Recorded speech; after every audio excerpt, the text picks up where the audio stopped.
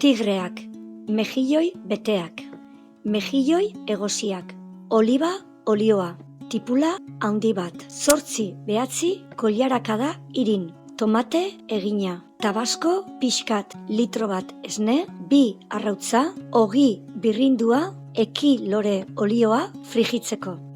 Lehendabizi, lapiko baten oliba olioa jarri eta tipula ondo txikituta bota. Su bajuan egin behar da, puliki-puliki, pixkat erre kolorea hartu arte. Orain mejilloiaren barrukua gehitu eta nahaztu, gero 8 behatzi koiakada irin bota eta ondo nahaztu. Irina pixkat eginda eta kolore apur bat hartzen duen arte. Ondoren, tomate egina eta tabasko pixkat gehitu eta nahazten jarraitu. Beste lapiko baten esnea irakiten jarri. Irakiten hasten denean, lehen egindako orea bertara bota eta irabiagailuarekin ondo batidu. Masa lodi-lodi gerartu arte. Pixkat osten utzi eta gero mejilloiak bete. Oskolaren barruan orea jarri. Hori eginda oskailuan gau bat edukitzen ditut. Hurrengo egunean, irinati pasa, gero arrautzatik eta azkenik ogi birrindutik. Azkenik ekilore olioan frijitu. Urre kolorea hartzen dutenean, atera eta listo.